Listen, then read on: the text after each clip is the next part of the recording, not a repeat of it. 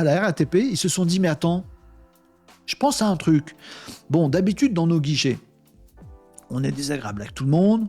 Bon, on n'est pas très sympa. On parle à peine 3 mots et demi. Bon, bonjour, au revoir. Bien sûr, un autre jour. Pas maintenant. Bon, mais au moins, c'est avec des Français. Des Parisiens qui parlent français. Bon. Mais comment on va faire? Parce qu'avec les Jeux Olympiques de la France de Paris, il va y avoir plein de gens qui parlent pas français. Comment on va faire pour être désagréable avec des non-francophones? C'est quand même la réputation de la RATP qui est en jeu. Comment on va faire pour le support client, pour discuter avec les gens dans d'autres langues que la nôtre? Parce qu'il n'y a que la France qu'on sait parler. Bon. Donc la RATP s'est rendu compte qu'ils avaient un problème, voilà, qu'il fallait qu'ils parlent d'autres langues. Mince. Alors, il y a Jean-Eudes, un Jean quelque chose, à la RATP, qui a dit, patron, moi j'ai une idée. Si que nos gens qui répondent dans les guichets, on leur apprenait, je sais pas, en 10 langues par exemple, pas trop, bon, on leur met un petit pense-bête, voilà, je sais pas, et on leur apprend à dire bonjour, bienvenue, il vous faut un pass Navigo 10 fois plus cher que d'habitude parce que vous êtes japonais, en japonais, ou en espagnol, ou en italien, en allemand. On fait 10 langues comme ça, on couvre déjà pas mal de trucs, on serait bien, voilà. Puis après, bon, ce serait pas marrant qu'il y ait quelqu'un qui soit pile, il sache pas parler une des 10 langues qu'on a appris, vous voyez. Jean-Michel RATP, il a dit non. Non, parce que non, c'est trop compliqué.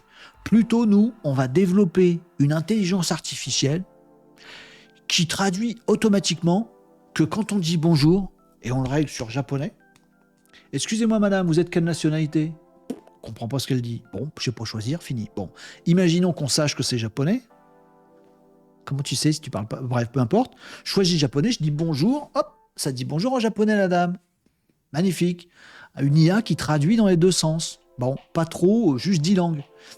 Pardon patron, c'était pas plus simple d'apprendre les 10 langues, bonjour, les rudiments dans les 10 langues aux gens, ce serait quand même vachement plus humain. Non, qu'il a dit le grand patron de la RATP, on va développer une IA qui sait traduire en instantané. Oh, mais c'est dingue, c'est une innovation technologique magnifique. Oui, ça va nous coûter des millions, ça va nous coûter, mais on sera à la pointe de la technologie, on aura le premier traducteur intelligence artificielle qui traduit en temps réel. Oh, c'est génial, Jean-Michel. Donc, ils ont développé ça. Bon, juste le petit détail, je sais ce que vous allez me dire, les Malinos, vous qui suivez cette émission tous les jours, ou de temps en temps, vous allez me dire, mais Renaud, ça existe déjà. Oui. Alors, on l'a tous dans notre chat GPT vocal. Oui. C'était pas plus simple de juste prendre un abonnement à 16 balles. Si, ça aurait pas coûté moins cher. Si. Ça peut pas permettre de tout traduire automatiquement et directement plutôt que juste quelques phrases et quelques langues. Si.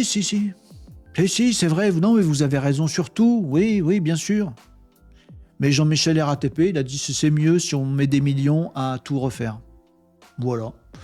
Je sais pas si c'est une info nawak ou si c'est une info Actu Digital, mais sachez-le, la RATP est à la pointe de la technologie, au service de l'inhumain, parce qu'il y avait plus simple pour faire de l'humain, hein.